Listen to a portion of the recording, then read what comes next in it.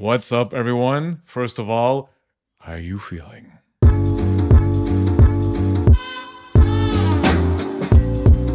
Welcome back to the Heart-Headed Podcast, where we talk about feelings, marriage, and what else do we talk about? All kinds of things in between. Our stupidities and Yes. That is the nature of our relationship. challenges. I'm excited about this mic right now because it's so much better. So like I can scream and it still won't clip and stuff like that. It's also gonna make it easier for me in To editing. edit. Yes. Yeah. It's been 4 weeks. Did you guys miss us? Because we missed you. Yeah. But for some of you who don't know, it's because we moved and it's been hectic. Yeah. And boy, did that challenge our relationship. No, I'm kidding. It didn't. No, it didn't really. Well, I'm proud of us. We're not yeah, bad. actually, we did really well. But I'm taking this out of a joke or a comment that someone put in the video we made about moving and What was Instagram. He just said, you want to test your relationship, try moving. Right. So, which I understand because, of course, there's many reasons why it could be very challenging, emotionally speaking and logistically. Yeah. How did we do? You said we did well. Explain yourself. It's not just moving in regards to us, because we traveled when we got married, so we didn't have any furniture, nothing, zero. We had nothing. We kickstarted We our really marriage. had nothing. We kickstarted our marriage. We went traveling straight, and then when we come back to Montreal, we'd be renting an all furnished apartment, and fully furnished. Like, it's not our furniture, and even the kitchen appliances are not ours. So minus a few things that you everything couldn't is help rented, yourself. basically. Yeah, minus a few things I had to buy here and there. Yes. I'm sorry, you didn't. What did I get? I mean, it was mostly gym stuff. And gadgets. Yes. Which I get. Although it's fine. Except the bar, that's something you wanted because there was a gym in the building, which we ended up using, but sometimes you don't always feel like going downstairs. Well, you needed bands because we were traveling. Yes. This was the most Very practical thing Very to practical. bring with you. Anyway, so we had everything was rented, literally everything. So when we finally moved here where we are now, there was nothing. So we have to buy everything. We had to buy our sofas, our bed, our mattress, literally everything you need to live and what you need in your house. Yes, like a regular human being. Yeah. Everything. It did make moving easier because you don't have as much. And yet, there was a lot more than we thought. Like, we were like, it's not going to take us more than 2 days. Nothing belongs to us, right? Except clothes and stuff. But the amount of small things we had, like mugs here, kitchenware there, like the small stuff, all kinds of little things. Unpack everything, new stuff, boxes, the number. We had to go to an eco center to recycle the number of boxes and styrofoam we had. So the point is... I wish we took a picture of the car when we put all the boxes and styrofoam. That would have been funny. Yeah. Speaking of taking a picture, we couldn't fit everything into the car. It is an SUV, but we couldn't fit everything actually in one drive. And it was 1 a.m. Oh, yeah. And how far is our new place to where we were? 45 minutes, baby. Yeah, we hadn't slept at all. It was 1 a.m., 2 a.m. We're like, all right, we still have it was about 3/4, but the 25% was not going to fit. So I just was quickly thought, I'm like, okay, tomorrow we'll wake up early, we'll dump everything, and I'll come back. Because we had to check out by 12. Yeah. So we 11. slept? No. Was it 11? 11. Okay. Kind of like hotels. Mm-hmm. So anyway, we did that. We woke up at 7 after having 3 hours of sleep. 2 hours maybe even. Yeah.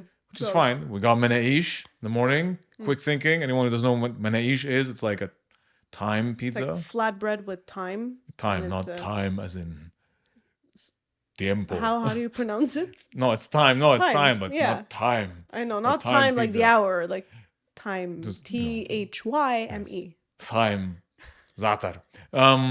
Yes, so I came back, we did the whole thing. But this long story short is that we didn't fight. No. We didn't argue. The main reason I would say, despite being tired, because when we're tired, you're more prone to being irritable and snapping, whatever, or misunderstanding stuff. Especially you. Excuse me? Keep going. We don't scream, all right? Oh. if we snap or whatever, we just don't. By the way, we don't scream. That's one big thing I'm proud of, is we never scream at each other. You don't scream. Now you're shitting on yourself. No, I mean, I have to be honest. No, you've never roared. I never did, because you never gave me a chance to. So what you're trying to say Or a is reason this to, like a sorry. threat? Is this a warning? It's not a threat. Saying It's just that that the day might come. No, it's just, when you give birth. Can I speak? When you're with the most laid back person in the world, and it's not a compliment. It's annoying sometimes. That I'm laid back. Interesting. Not laid back. So zen. Okay. So calm. Explain how that's annoying. Sometimes you just want to scream, and when the person you're with is so zen, so collected, you feel like an asshole if you scream. You know what I mean? Because you lose it, and the other is like. So you're just like, oh. Especially when I want to shake you. Especially when I show empathy, you know. But he kills you with kindness. Yes, but you know what? Because we're not dysfunctional, this is a good thing. But if it was dysfunctional, you would seek, one of us or both of us would seek the drama to feel like it's normal. Yeah. So if the person's answering back or responding with kindness and calm, if it's dysfunctional, the person's like, they'll either get intimidated or they'll leave or whatever, and either they'll think it's boring or they'll think it's weird. So it's a good thing. It is. Yes. It is a good thing. But you've never screamed. Don't talk like. Anyway, so go back to moving. Yeah. Funny enough, that day when we were about to move, in the morning after our 2 hours and a half of sleep, I said to myself, it's going to be a hectic day today. So try not to get mad at every little itty bitty thing that happens. Currently praying. And let's laugh about it and be cool about it, be zen about it, and, just go with the flow. So it's something I said to myself before the day started, and it stayed, because when you think of something in the morning, it stays with you throughout the day, right? So that kind of helped me a little to keep calm and not freak out at every little detail.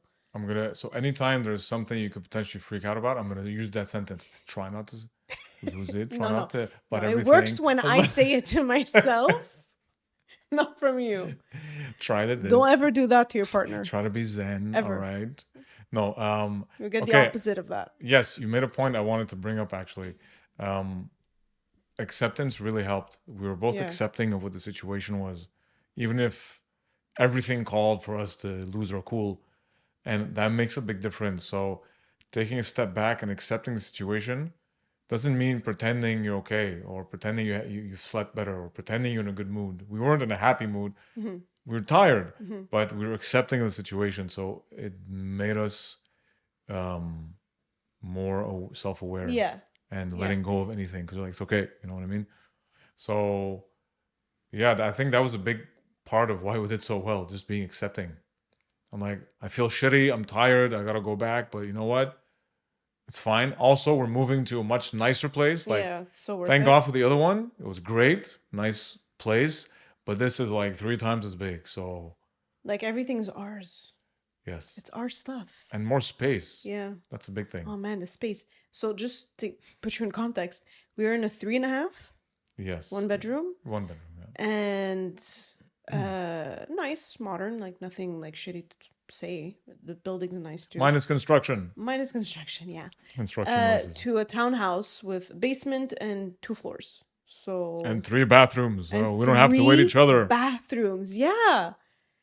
So and a lot of storage space. It's everything. And now we have our own gym. People hate having a gym in their home because they feel like they're unmotivated and they can't train. It's the opposite with me and Mark. We feel so much more motivated because it's our stuff. It's your own sanctuary. Yeah, I prefer to train at home alone. Of course, you don't have to wait for anyone. Yeah, and it's fine because some people it's the opposite. They feel like they need to train with groups and I hate those people. Not train alone. No, I despise them. No, I'm kidding. No, I get that. The main issue for me is waiting for people. Yeah, you know what I mean? And especially when you're in a gym and there's always this obnoxious person that decides to put the music very loud themselves. Yeah. And you're like, okay. Or they take forever. They're on. They do one set and then they're waiting 5 minutes Yeah. between, and you're like, okay. And you'd always be shy about it. Like you're like, I don't want to be that person that's kind of annoying. And I'm like, no, sharing is caring. So I would just step up and be like, can I use this? Can I share with you? Anyway. And you have to say hi every time. You know, that random nod and smirk that you do, you know, when you walk past someone in the hallway. Nod and smile. So none of that now. Yeah. Because we have our own thing downstairs. Yeah. And you can just wear whatever you want too while you're training because no one else is there with you. I can be barefoot without worrying about all kinds of germs from other human beings.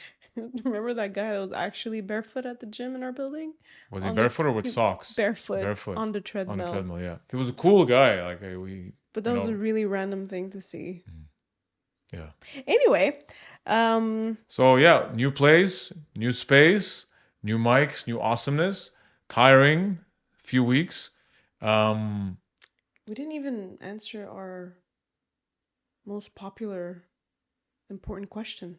Yes, we didn't have time. We didn't have time. Now we will. Now, so you know how we were feeling for a month previously, but how are you feeling now? I'm feeling great. Yeah.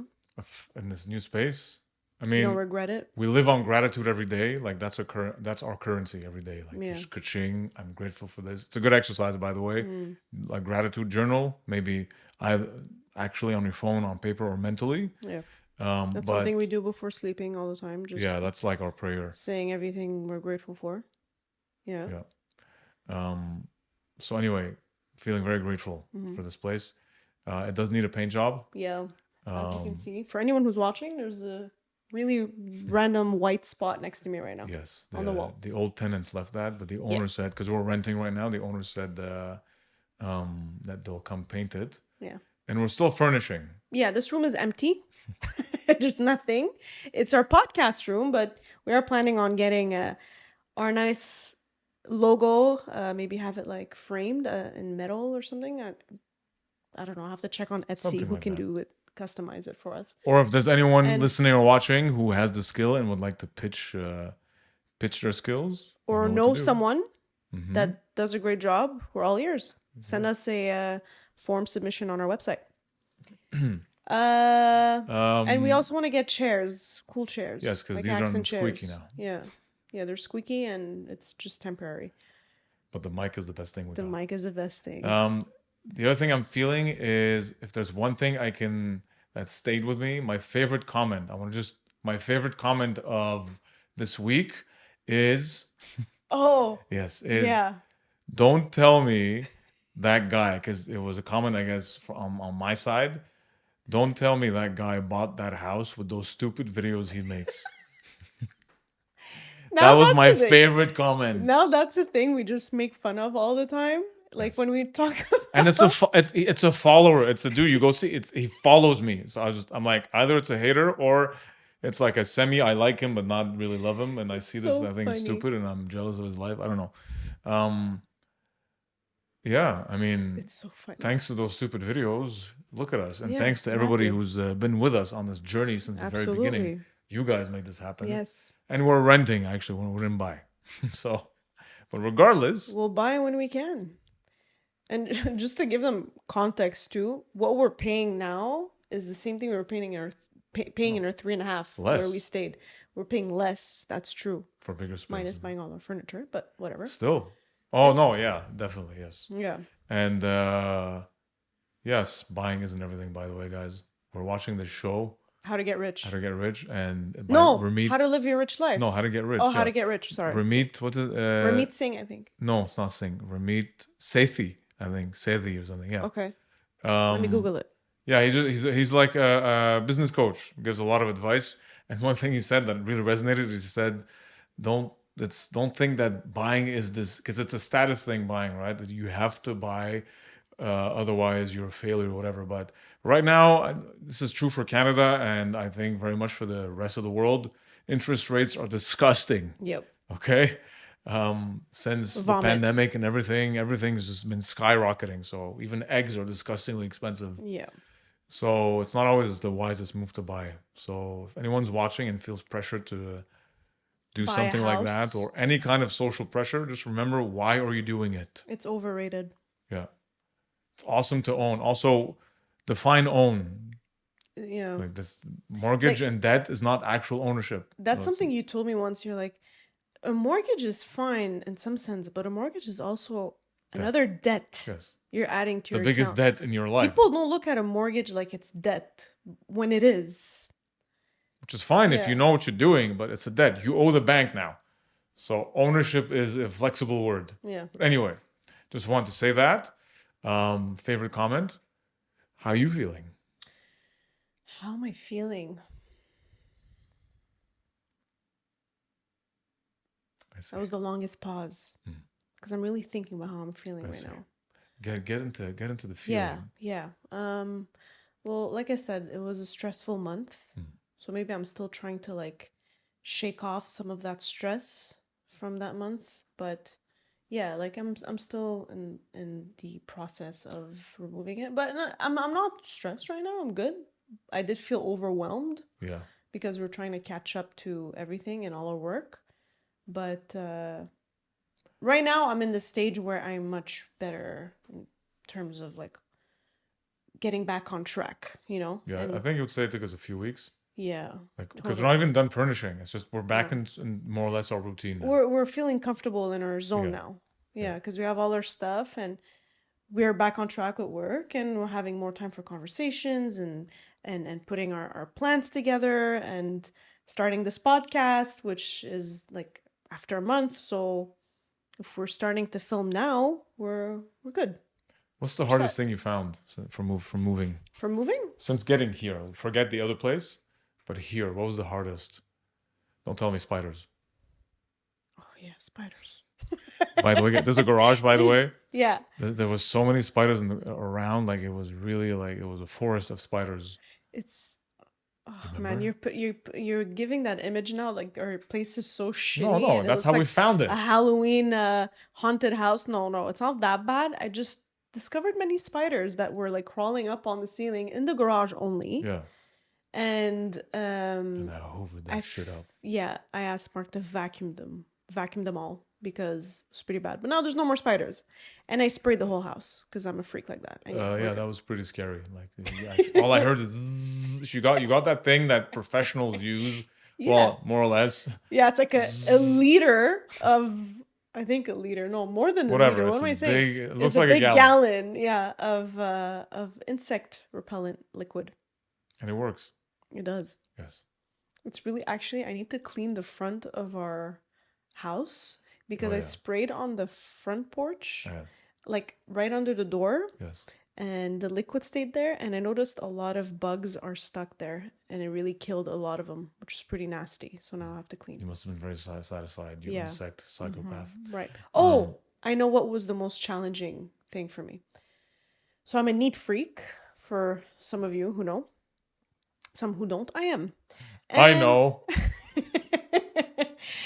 Yes, you know very well, Mark.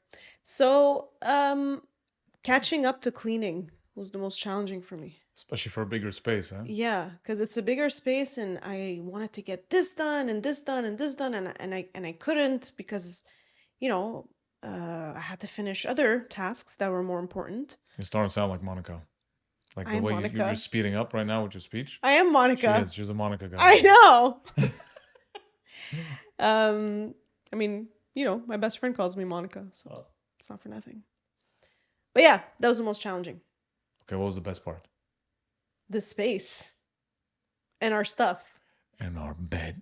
Oh, man. Oh, the bed. Yeah, we got a Tempur-Pedic bed. Yeah. I think we did it. We went luxurious. I think we're talking too much about ourselves. We should start with questions. Why are you making it sound like we're selfish bastards? No, we're not. But I feel like we should get back on track. Fine. But we're catching up with them. Podcast. They must be wondering where have you guys been for the past 4 weeks? We're sharing an aspect of our relationship. You offensive fool. Okay. I apologize then. That's right. So a month ago, we've asked what is your biggest challenge you're facing right now? We asked that question on Instagram. Yes. And some people came through, and we had very interesting answers. and we're going to mention 4 of them because I feel like there are 4 interesting topics we can cover. Did we get questions too besides that, or We mostly, had I remember seeing questions. we did get one question. The other Okay. one was more of a comment. He's like, it's not a question. I just want to say I love your relationship. And for 2, you guys play any games? I can hook you guys up with some games you might love to play. Other than that, I love you and stay safe. Love you too, man. Love God you of War. too. Like, what kind of games? I want to know. Like, can you get us some Grand Theft Auto 6 or? Yeah, when I mentioned that to Rita, she lost it. Oh yeah, I love that game. She's obsessed with that game. I've never played it, Yeah. but I guess I will when it comes out. You should. Especially with rumors saying that there might be a female character. Well, that's been leaked. So I think that's Okay. I am so happy about that. It's about time. I mean, I know they're criminals, but you know what I mean. That's right. Doesn't matter. Like, it's about time. And they said what? It's going to be like a Bonnie and Clyde. I'm not sure. I think you, from what I saw, you could just play a lead character. Right. Who just, like there's several storylines, Yeah. right? I think one of them is the girl, or maybe even more than one. Yeah. And So- Grand Theft Auto 5, it was 3 characters you could switch. And when I was playing it, it's fun and everything, but I always said to myself, I'm like, if you can switch between characters, can't you make one of them a girl? You know? I guess. Like, have that option and that liberty, So I guess they're doing that with 6. So yeah, I would say that game. Hook us up with that game. You know what? We need to come back to that and talk. How do we manage our game time? Oh man. Because we have one PS5. We're like, should we get a second one? But that sounds silly to some, but that's actually part of like managing your relationship because we're both gamers. Now she's been playing Zelda on another screen. It's like a computer screen. It's a Nintendo Switch, which you can plug anywhere. There you go. While I was playing God of War, but now she's done. And now she wants to play God of War. And I'm not done playing God of War. And after God of War, I want to play other things. I want to play Spider-Man because that's coming out. I might want to play Final Fantasy. I want to play Final Fantasy. There you go. What other games are there that I wanted to really play? Anyway, Spider-Man 1 and then the second one's coming out. So Hell. do you guys ever get into fights? Anyone who's in a relationship right now and is a gamer, do you get into fights about time management, specifically of game time or something similar? They either have another console and another TV. That's luxurious, baby. Yeah. Or they split their time. Like, when it's Make your it sound turn, you're so done. easy. It's not. I mean, it's not, clearly, but you get used to it eventually. I think we're pretty good on that. Yeah. We just, like, one day you play, one day I play. Yeah. Yeah, because you're not, like, we're gamers, but we're not heavy gamers. I mean, we could be. It's Right. because we can't afford the time because of work. Yeah. But you're not a, like, free gamer. Like, there's gamers that need to play every day. It's like their hours. drug. At this point, you should be making money from that. Yeah. Like, it should be your work. Yeah. So that's what I'm saying. Like, plus you shouldn't be, I mean, if you're not working in it, you shouldn't be playing every day. It depends. It At depends a what your certain age, time. what your lifestyle. And Okay, if you're some 16 versus you're 40, Right. it depends on your lifestyle. Some people can play every day. So whatever other thing you need to do in that day, your partner can game during that time. And then, vice versa. When it's your time to do another task, is the time for the next partner. Okay, that's the part where I think we need to hold each other accountable because we're gamers, we can lose ourselves in the game, right? And it's like just another 30 minutes, another hour, especially when you're doing a lot of exploring and it's midnight or it's 1 a.m. and either someone needs to, like, well, not at 1 a.m., but let's say earlier, someone needs to cook, someone needs to clean. Mm-hmm. So holding each other accountable is important, I think, to make sure we're respecting the time and it's not taking time away from something else that's important. Yeah. So actually sitting down and having the talk, okay, that day I'm going to game, that day I'm going to cook, that day I'm going to do that. Because if the talk is not had, it causes clashing for sure. If you don't set up the rules and the I guess the boundaries, there's nothing to hold yourself accountable to. You got to keep yourself in check, or it's like 11 p.m. no one's made food. And shit, what do we eat? That's the biggest thing. Totally. Just a little parenthesis about gaming and relationships. Go ahead. Speaking of questions, I did have someone here send us a question on our forum. I'm from the United States of Spanish heritage. I can't speak today. Spinach I heritage. can't speak today. I don't know what's wrong with me. My heritage is broccoli. You're so stupid. So dumb. I'm just imagining a family of like spinach Oh and like their man. children are all different kinds of vegetables. All right. I can't read the question anymore. Spanish heritage, yes. And I've been seriously dating a Lebanese girl for almost a year. I love her very much, and she knows, and knows she's the one I want to be with forever. I think she feels the same way. She's met my family, but she's yet to tell her family about me. The challenge isn't just that she's from a traditional family, being Lebanese and Muslim while I'm not, but a fear that her parents will think I'm taking her away from them. I also believe in family values and staying strongly connected, so I can empathize with this. Plus, I'm very open to living in Beirut one day if that's what my girl wants. Her parents are visiting the United States next month. What's the best way to handle the situation? Any advice from my perspective and from hers? Sorry, we're a month late answering your question. They left each other. Now it's over. It didn't work out. I really hope not. I was waiting for our advice. I feel so guilty. Yeah, shit happens. But man, okay.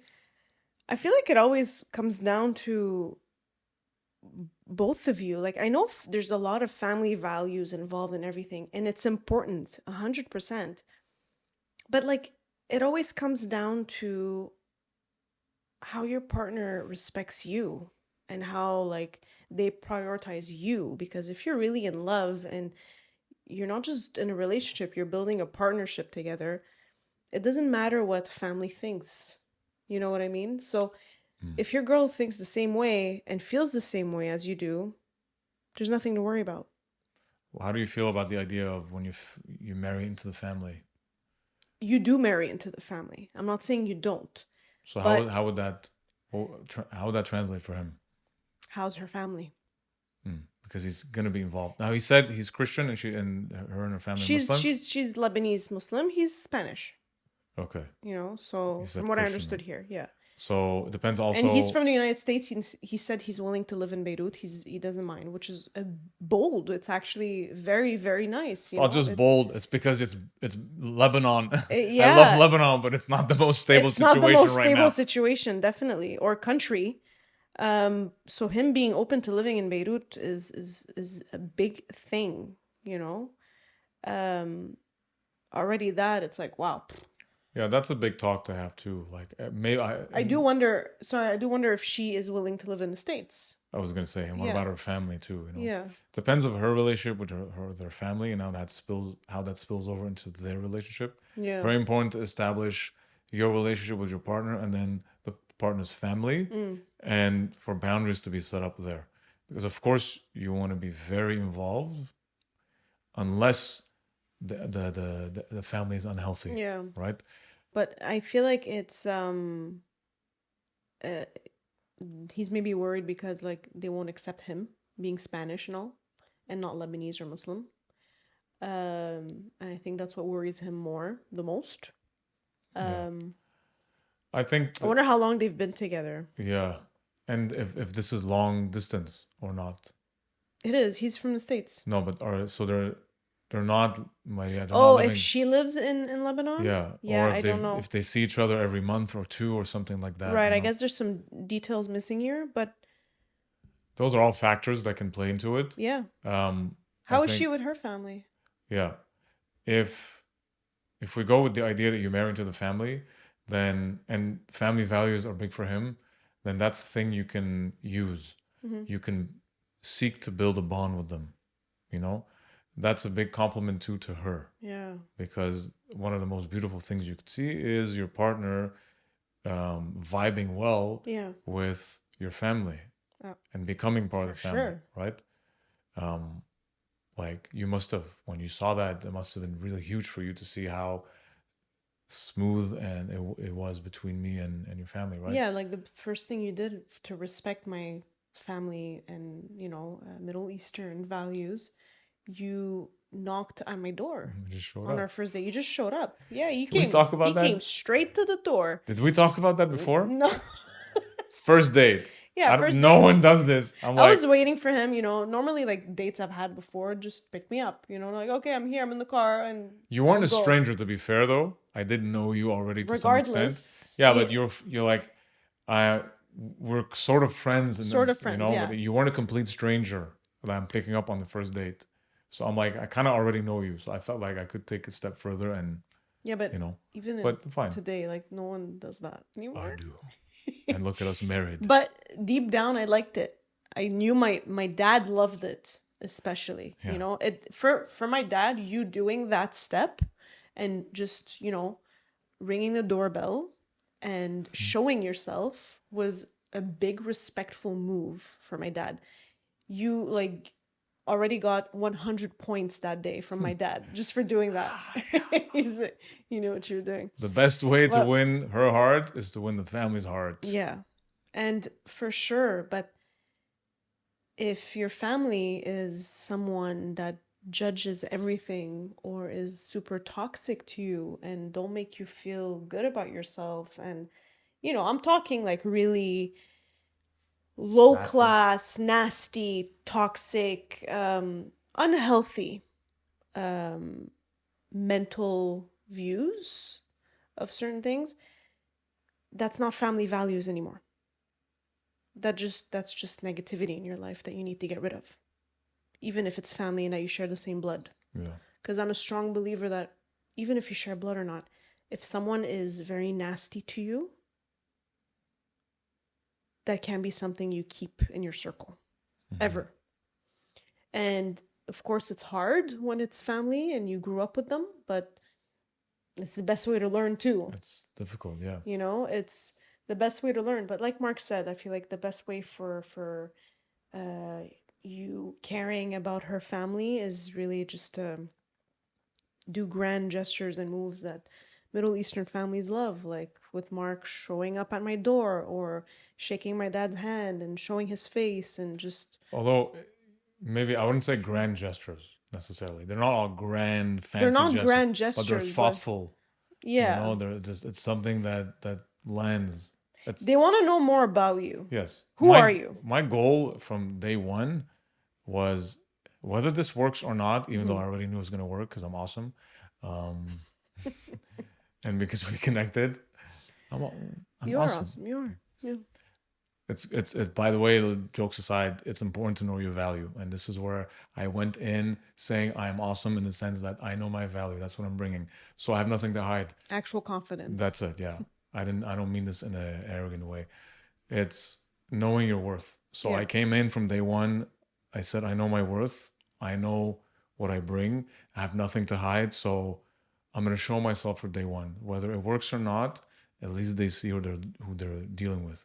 Because I wasn't looking for something superficial with you. I'm looking for something serious, which means that from the get-go, without rushing, obviously, I have to show my intentions. Yeah. That's how I roll. I don't play games. I'm like, I'm interested. And you saw this, how I was dealing, like when we were talking, my intentions were clear. You know what I mean? Yeah. Very enthusiastic and optimistic. Maybe I move faster than you initially are used to. Yeah. That's just me because I'm a very enthusiastic person. You know what you want. Yeah, that's it. Day one, it's your mom that opened the door. Yeah, all smiley. And then the second time you picked me up, it was my dad. Who was trying to be all like stern, Yeah. Like, hi. Well, he had a smirk on his face, actually. Hi. He just shook my hand, walked away. And wasn't it that same day it was his way of saying I like you? Yes. And I think that was the same day where when I dropped you, they were sitting outside. Man. Yeah, no, you met the whole family. Date. I just sat outside with everyone. He met the whole family on the second date. And I was just like, I wanted the floor to swallow me. You asked me. You were like, oh God, they're outside. Do you want to sit with us? I didn't. I wanted you to go home. But I feel like it would have made you look bad to leave like that. Yeah. So it's kind of a... it was weird. So I just let you... and I was like, yeah, sure. Sit a bit, Because I think they also invited you. They're like, come, sit with us. Yes. And then this is where you're like, uh-oh. So I looked at you. What do I do? Do you want to sit with my family? Okay, let's do this. I sat. Yeah. But I did it, I think I did it smoothly. I just stayed like 5-10 minutes. Yeah, that's 5-10 minutes. And you were just so like, don't tell me you weren't nervous. No, I wasn't. You were really quiet. Yes, because that's my style. First of all, I'm an introvert. And second, I don't barge in. It's the second date. I just met, like, I literally met your family in a context or not even yet in a formal relationship, you know? Yeah, but that made them think that you were like Antisocial? very shy and antisocial. Yeah, because when you left, and I still remember my sister was like, "Is he okay? Like, why does he not talk? Like, is he alright?" I'm like, I don't know. He's probably shy, guys. Like, Yeah, no, it's they honestly weren't used just to it. it's I'm being polite because of, like, I barely know anyone, right? Yeah, But when they would say something, I would say something and smile and laugh. But yeah. also it's um Anyways, regardless, you did the moves that I that you knew would work, that would be like respected and appreciated by my family. I feel like that matters a lot to me, especially. I mean, how can I say this? There are some things my family thinks that I don't agree with, but with certain values when it comes to relationships, everything you did while we were dating were something I appreciated and my family appreciated as well. right. So to relate to that, actually, is if one thing you can do is, if you have to navigate a difficult, let's pretend that you're navigating a difficult, very conservative family, if that's the case with the If that's question the here, case, yeah. um, or anything challenging, there's a way you can do it that is wise and smooth in that, and supportive. Meaning you can set boundaries, especially if you notice something isn't healthy or it's stepping on your relationship, without making it harder for the girl or for the guy. Meaning there's a way to do it that's supportive. Yeah.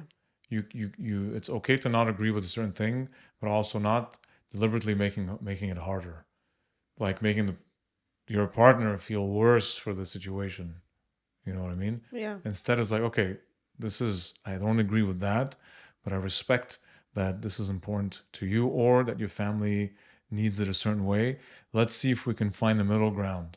Mm-hmm. And I believe in the slow, steady way. Mm-hmm. When you do it slowly, you give time to build, comfort and trust, which is the other reason why my strategy was to be very transparent, Mm-hmm. nothing to hide, right? And why I approached it with the, introvert way in the beginning.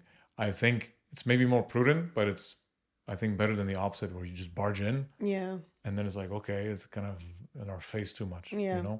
You build trust. You Yeah. show you're a respectable person and respectful, and you're worthy of trust. Sometimes you can just ask her, Yes. is there something you need me to do or say or like learn, while your parents What are can here? I do to contribute Yeah. to this relationship? What Yeah. can I do to make things as healthy and smooth for you? Right. Yeah. Awesome. Next. So yeah, so to get back to what I said in the beginning of this episode, a month ago on Instagram, we asked, what is the biggest challenge you're facing right now in your relationship? And I'll start with one of them. Someone wrote, the fact that my wife wants to move abroad and I don't want to. This has been causing conflict. So that's a really good one. But like, I feel like there's a lot of details that need to be mentioned here, which aren't. Yeah, that's a big one. It's a Yeah. broad thing. It's like, okay, why are you moving? Like, Is it why for work? do you want to move abroad? Yeah. Yeah. Is it for work? Is it just because you feel more connected to that country? You have family there? You have, like, what's the reason? So if the reason makes sense, what makes sense? Okay, what makes sense to you? What makes sense? So, if I can just go jump ahead. in, every relationship demands sacrifice. The nature of a relationship is you step away from me and into us, we. So, which means sacrifice. There is no way that there's no change and adaptation and compromise that is avoided. Yeah.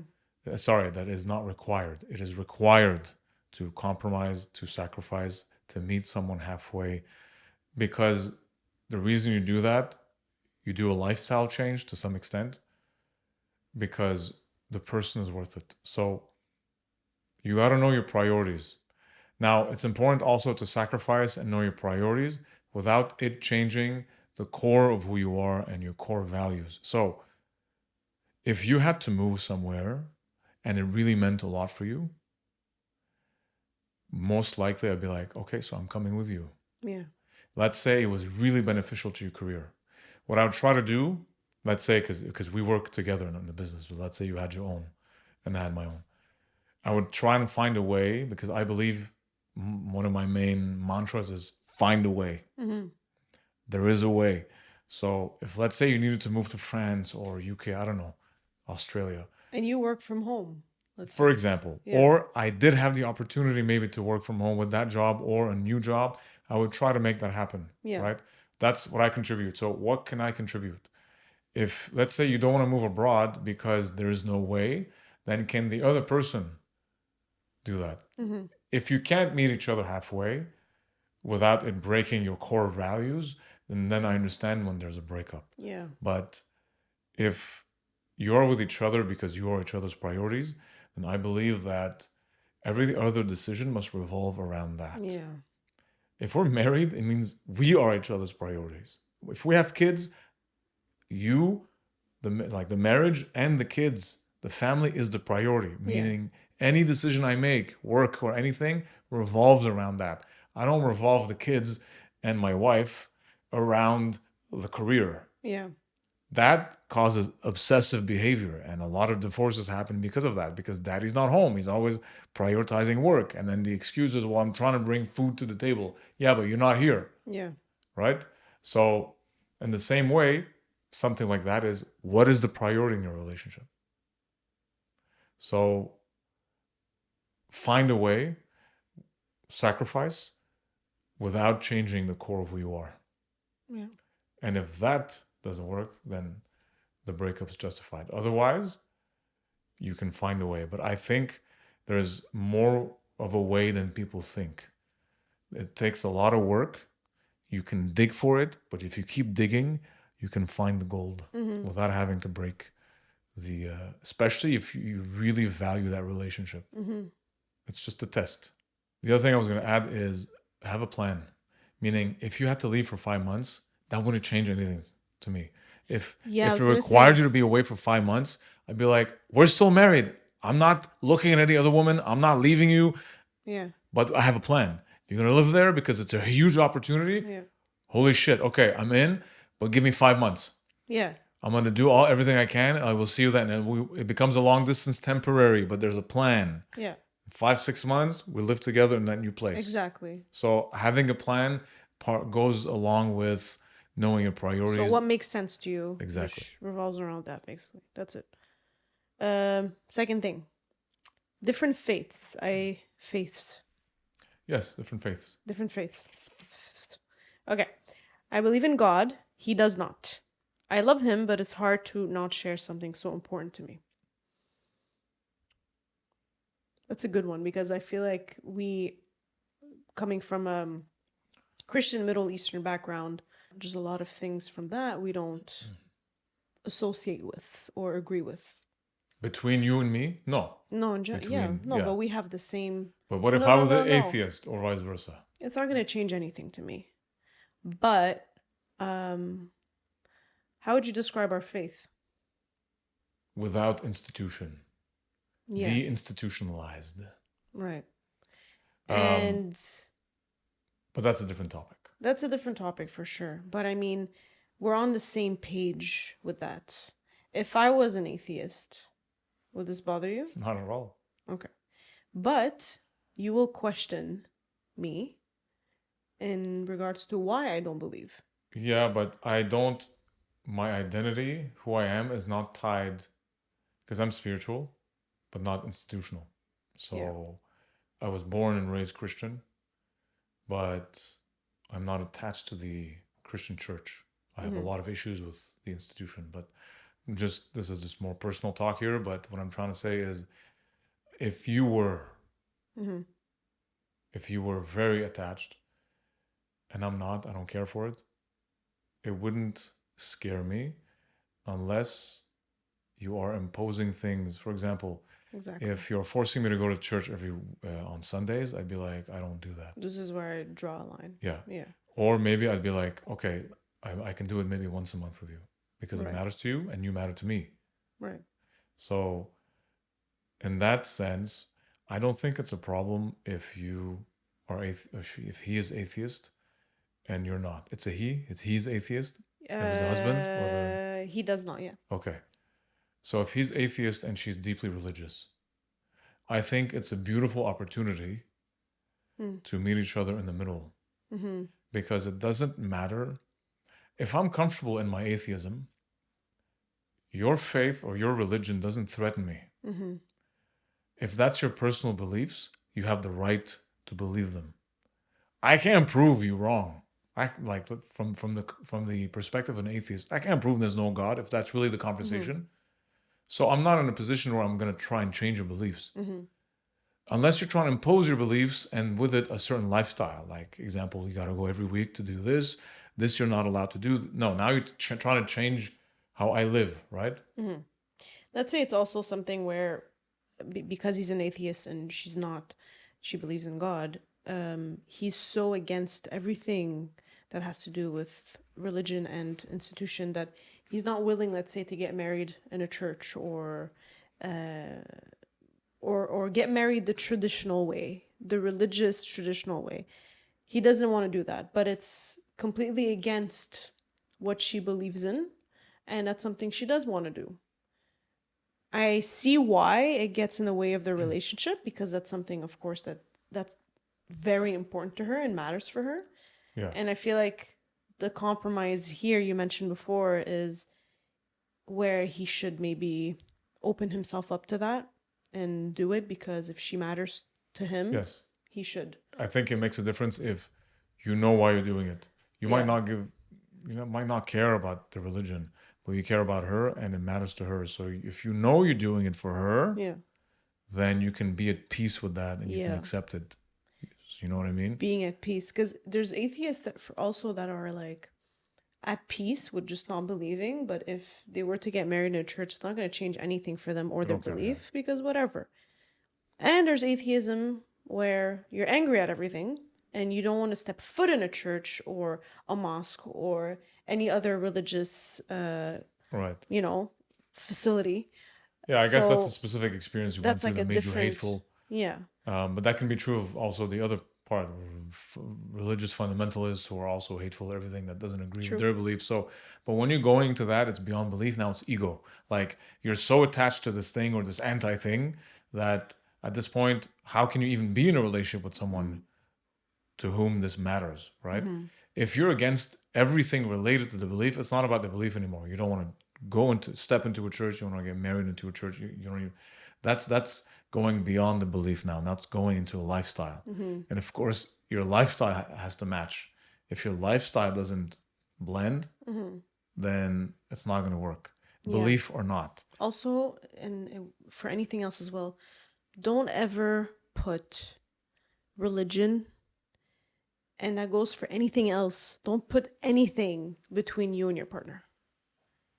If I get it's something you believe in, but if you're bringing that into your relationship and you're forcing it and imposing it, then I understand why it's a challenge. And it's going to remain a challenge because you're making it a factor between each other and you're causing this drift. So I feel like that's something that you should never even put or impose on your partner in general. You know? I think also it depends how attached you are to your opinions. There are people who are very attached to their opinions, as attached to them as they would be to life. Meaning, if you threaten my opinion, you threaten my life. So I will fight you heavily to prove you wrong and to prove that my opinions are right, because otherwise it means that it's a threat to my existence. Yeah, but then that's sourced from anger. Yeah, an ego, deep attachment, right? There's a I think it's a Zen Buddhist exercise where they teach the monks to argue with each other, but about the opposite view. So to learn to detach from your opinion. Interesting. Holding an opinion is different from gripping it. Yeah. Because an opinion is another word for a point of view, which means a point of view. You're seeing it from a side. There's another side you're not seeing. And if you can open yourself up to that side, you might discover things whether you agree or not, it's good to open yourself up. So that's why I feel like someone who's coming in from an opposing view, religious or political, ideological, there's an opportunity to listen to the other side. Yeah. So if they can do that, they can find the love that's in between, actually, that is beyond the opinion and the beliefs. Exactly. Love is beyond beliefs. Exactly. Next. Someone just wrote this. Making enough money. That's it. That's all they wrote. That's the challenge? Oh, them personally? That's the challenge. Making enough money. So Wait, and for the relationship? Yeah. So I guess they're not making enough money.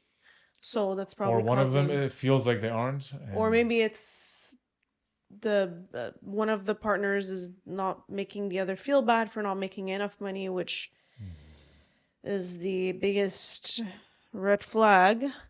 But let's go with that. We're not assuming that's the case. I'm not going to say it's a red flag. No, let me go back on my word here. Of course, making enough money and being financially stable is very important. But what is your plan together? Because if not making enough money, which is a certain amount for you to be able to shop as much as you want per month, or buying the shoes you want, or buying the car you want, or buying the whatnot, and feeling like you're not rich enough or at the same level as that person, is the red flag.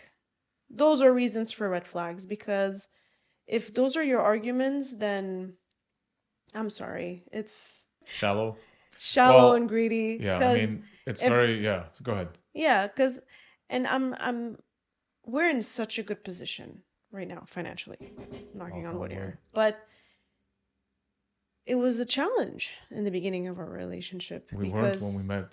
We weren't, exactly. And then COVID hit. But I feel like COVID is where actually helped our business. Ironically, and yes. Boost, which is funny, but grateful. But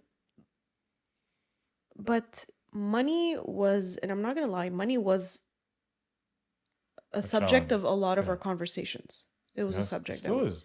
And it still is, but right now in a very more comfortable space and very open.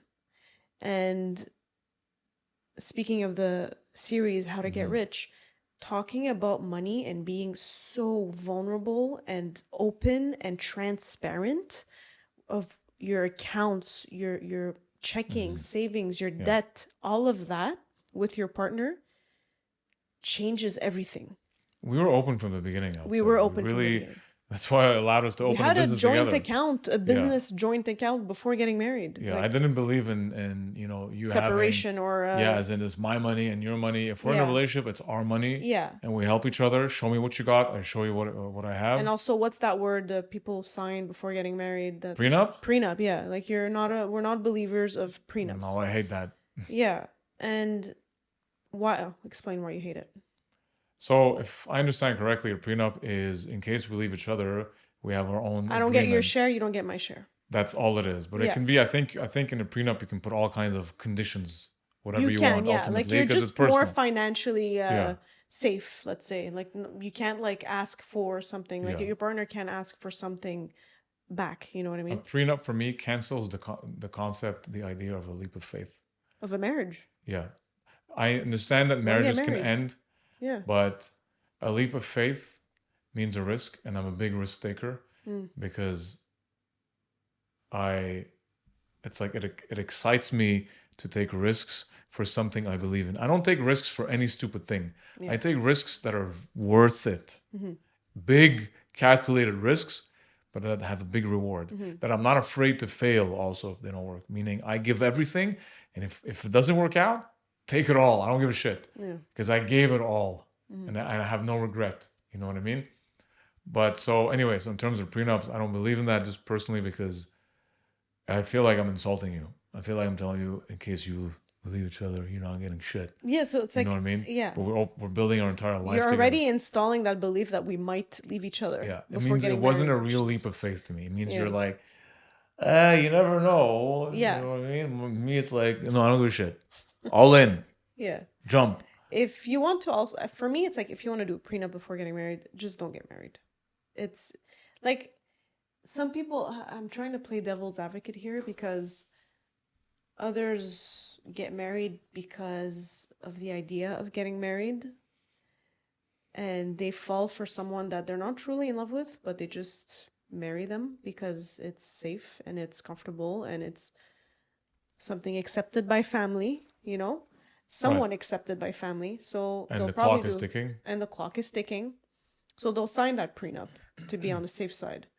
But then this just proves that your marriage isn't out of love. But they might tell you to keep playing devil's advocate, love isn't everything.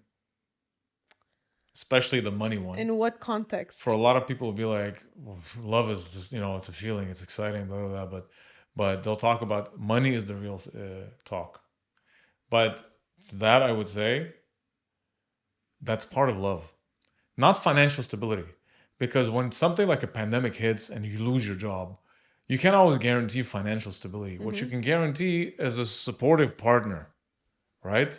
Who's there for you. You got to do your work, obviously, not just be like, well, okay, I'm just going to sell my ass. Yeah. You know what I mean? And also, you can be going through something psychologically, emotionally that sets you back 6 months to a year.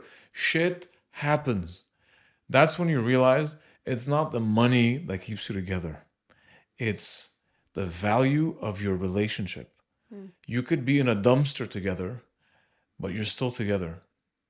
Just like when I see a homeless person and their dog is with them. You might argue that that dog is suffering. I see a loyal dog that's not with their with their owner because of a luxurious house they live in. Mm-hmm. It's because that's all they have. Like they feel safety. Yeah. It's like their dog is their soulmate. Yeah. So I find that both heartbreaking and heartwarming. You know what I mean? Yeah. And all that to say is making enough money, that's subjective. Exactly to your point is that what is the making enough money for what? Yeah. Financial stability. Making enough money to buy a house. It's very vague, but in general, money is it depends your context. It's a huge talk though in a relationship. It's one of the biggest reasons people leave each other. Yeah. Or one of the biggest reasons people get into fights. And it was shocking to me to see that people, at least in the show. Yeah. So that's what I wanted to mention. Go for it. That so many couples in that show revealed, because they're very open about how much debt they have and how much they're making and everything. They have to be for Ramit to be able to help them financially.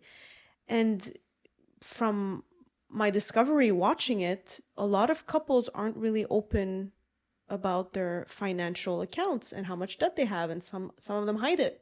And they don't say it to their partner. Some of the stuff they discovered was on the show. Like they reveal it. Like, while they're talking, I didn't know you had that much. Yeah. And it's shocking to us because we're so open already about our finances transparent from the get-go. And it's just, and us, it makes sense for it to be 50-50 because our business is both of our equal work and time we put together. So it makes sense to have it at 50-50. But you'll have couples where one partner is making 3 times what the other's doing. So if that partner needs to pay 3 times the amount of debt per month, it's understandable. Like Ramit helped them understand that it's a proportionate way of dealing and putting down your debts, right? Yeah. And if you're and it's nice to see couples, because there's couples in the show. Sorry, I'm trying to formulate phrases here. There's a couple in the show that will be very comfortable saying everything that I have is yours and everything you have is mine. And that's what marriage is to me. When it comes to money, that's how it should be, because that's what a marriage is. Everything I have is yours and everything you have is mine. And it's not to be greedy or shallow. It's a partnership. This is what a relationship is. You're a team. Even if you don't have a business together, you're still a partnership. So exactly, you're a team. That's what he called it. You're a team. There was another couple in the show where she was making more than him. And unfortunately, because of society, he felt less of a man. Yeah. Because she's making more. But why? It's on the contrary. So he felt like he needed to stay home. But what helped him gain more freedom is finding a job. And it actually helped the relationship. And that worked for them. But he also started revealing to her How he felt. Because but also there's things she was paying that she wasn't paying attention to, that she wasn't paying that attention he to. was bringing Yeah. because he had more time to, because he was Exactly. more staying at home more, and that helped her. But because they weren't talking about it before, Right. which is, again, that was the shocking part to me. But I see why money talk or talking finance seems to be a difficult thing for a lot of people. Yeah. But I think it's not so much about the money, but it's about how it connects to your self-worth and who you are, because how you manage your money connects to how you manage your life. Yeah. So you can be scared about revealing it, or losing some part of yourself if the person sees it. Like, either it's embarrassing, or I'm scared, or I have trust issues. But if you understand that you're going to a relationship to be completely open and transparent, that also means I need to show you everything finance. It's a must. Yes. Some partners will talk more about wins than they'll talk about losses. You need to talk especially about losses. Yeah, and talk about what it means to you to make enough money. So for what? Talk to your partner about what that means. Talk to you about, if this is your feeling, like, I feel like I need to make more money. Like, Yeah. with a lot of men, it tends to be the case. I need to make Yeah. more money so I'm on a certain social status that I'm not shamed. Talk to your partner about what that means. And I think it can be difficult for men, especially because they tend, in our society, a man tends to associate his self-worth with how much money he makes, whether he owns a house, whether, you know what I mean, besides the muscle, Yeah. it's the money. You know, whereas for women, it tends to be the image, the appearance. Those are the pressures. Yeah. So if that's the case, if that's your priority, like, if everything you described, if that's what you're going to be prioritizing in your relationship, you're going to be facing challenges all the time. It's inevitable. Opening your wallet, so to speak, is also opening your heart. Yeah. Oh yeah, that's a good way to put it. Totally. Because they go together. That was really good. Yeah? Yeah. Like, I like worthy that. of getting framed somewhere? Yeah. All like right. on a t-shirt or something. Open your wallet, open your heart. No, but it's true. That's why I did it from the get-go with you again, and you did it too. Were you afraid of revealing everything financial to me from your side? No. Well, because I was blessed enough to not have like debts. You know, I lived with my family. My dad paid pretty much everything for me, and all the big things. I mean, until I like started getting a job and paying and buying things myself. But yeah, no, it's because I didn't really have a lot of debts. You know. Would you have been more embarrassed if you had, let's say, more debts to reveal that to me? Depends how much. I don't know. Let's pretend. Let's say you had $40,000 of debt. Would you have told me from?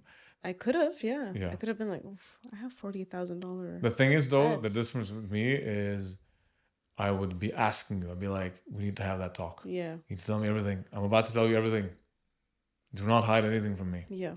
But I think that goes into also allowing the person to feel like they can trust you. Yeah. You can't just be like, show me all your money. Right. I need to show you that you can tell me.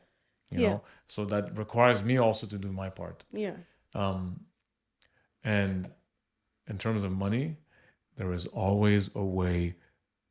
You can find a way to make more money. So if you're worried about making more money, we had nothing.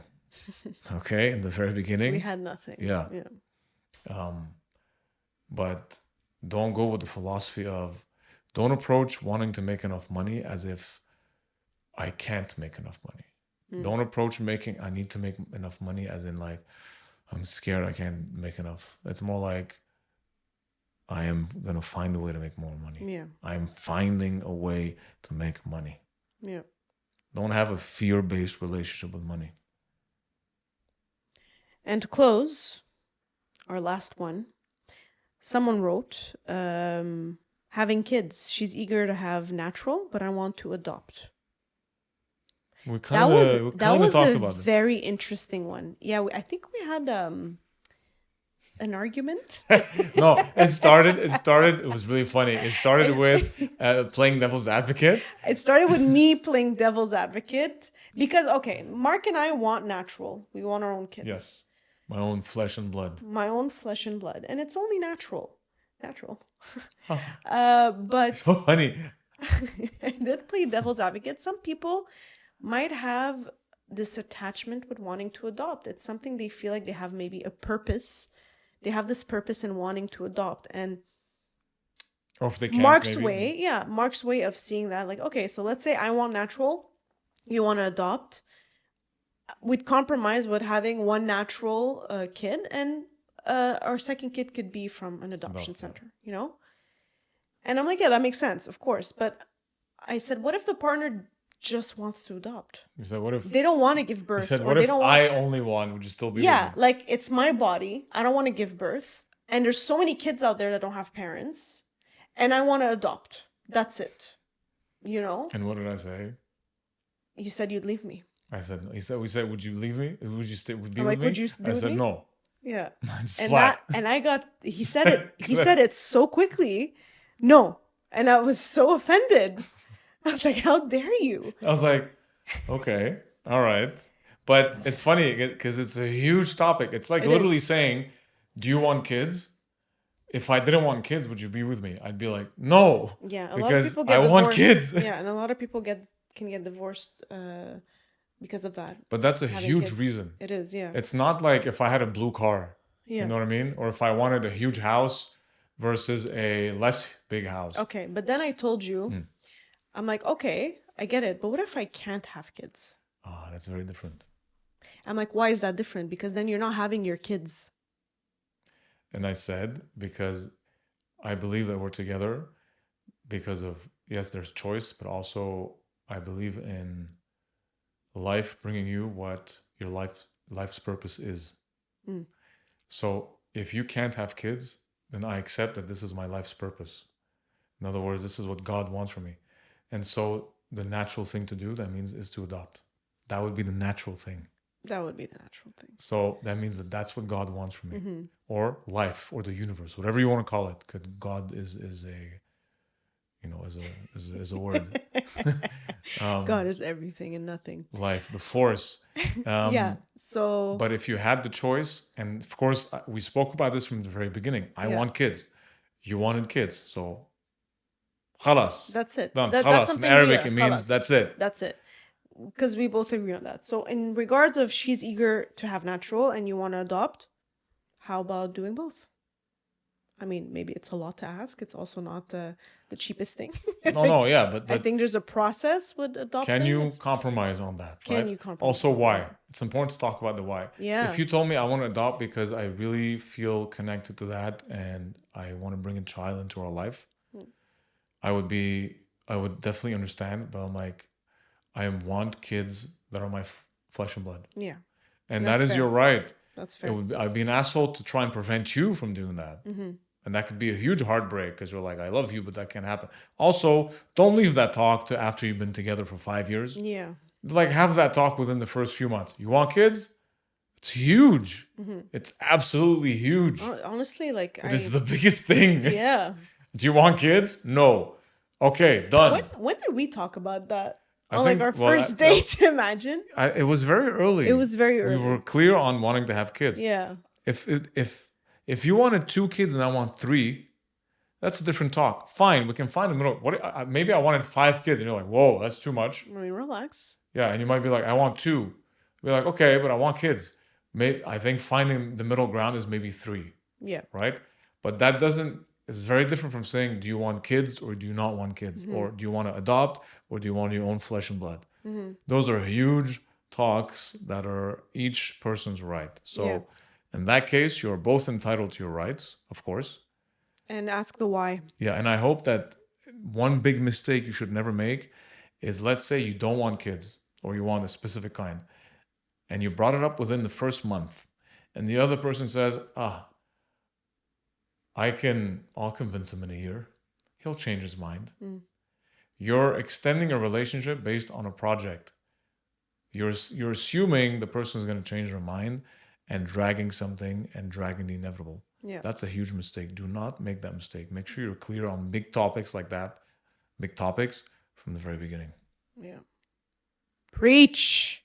That is it for today, guys. She was like actually doing this. Yeah, because this episode has been dragging and it's been too long.